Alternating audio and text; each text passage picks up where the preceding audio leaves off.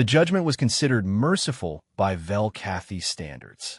KSIRA had violated the sacred bonding contract, a crime that typically resulted in exile or worse.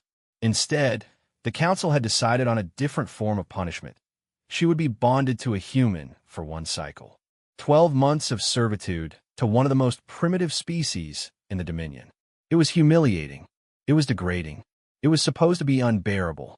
The human was named David Reeves. He lived alone in a research station on the colony's outer edge, studying soil composition and atmospheric patterns.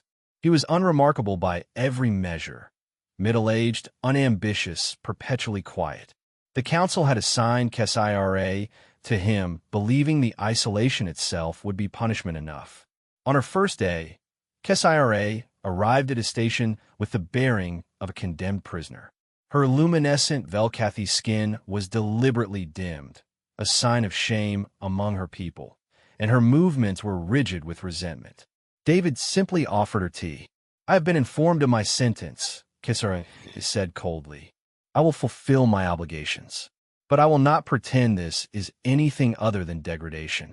"Okay," David said simply. He gestured to the second chair at his small kitchen table. "Sit if you want. I usually have lunch around this time. You hungry?" The casual acceptance confused her. She had expected cruelty, demands, the kind of contempt her own people were showing her. Instead, she found a human who seemed entirely indifferent to her status. Days became weeks. David treated her with a consistency that KSIRA found deeply unsettling. When equipment needed maintenance, he asked her to help and listened to her suggestions. When she expressed curiosity about his research, he spent hours explaining atmospheric dynamics with patience that bordered on reverence. When she made a mistake while assisting him, he simply said, "That's okay. Let's try again," with no edge of judgment.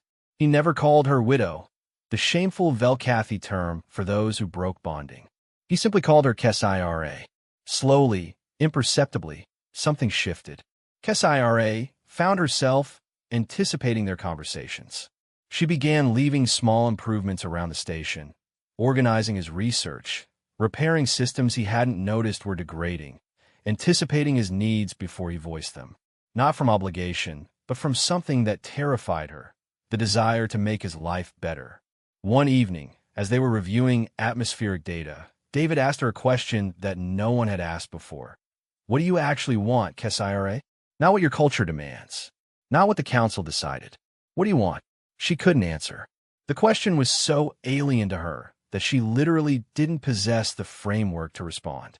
Velcathy didn't want things for themselves. They fulfilled roles. They served purposes. They existed for the collective good. "I think," David said gently, "you might want things if you gave yourself permission to." Over the following months, KSIRA discovered that she did want things. She wanted to understand David's research deeply. She wanted to improve the station's efficiency. She wanted to watch the planet's sunset from the observation deck and simply exist without purpose or obligation. She wanted to be valued not for her utility, but for her presence. Most terrifyingly, she wanted to stay. When the cycle ended and the council sent transport to retrieve her, KSIRA faced a choice her culture had never anticipated. She could return to her people, resume her previous status with the shame theoretically absolved, or she could ask for something unprecedented. She asked for asylum.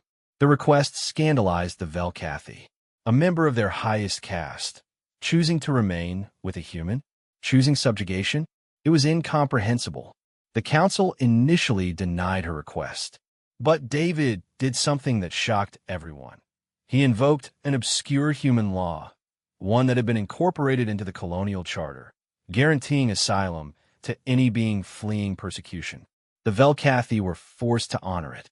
KSIRA never returned to her homeworld. Instead, she built a life with David, not as his servant or his possession, but as his partner. She continued her research alongside his. She learned human philosophy, human art, the human capacity to see value in imperfection.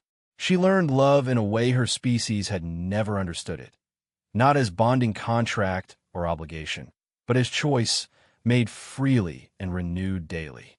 Years later, When Velcathy delegations visited the research station, they found something impossible.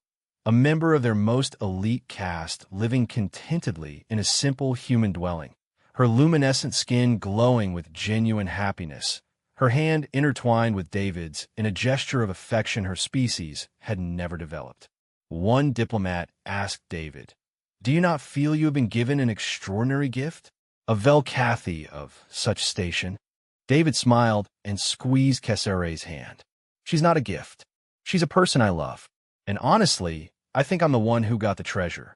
The diplomat left confused, unable to process such illogical reasoning. But Kesire understood perfectly.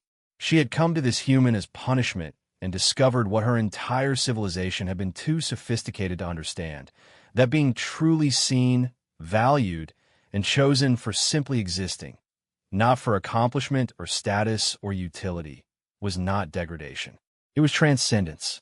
And in a small research station on an unremarkable world, an alien widow and a human scientist had discovered that the greatest treasure was not conquest or power, but the radical, revolutionary experience of being loved for exactly who you were.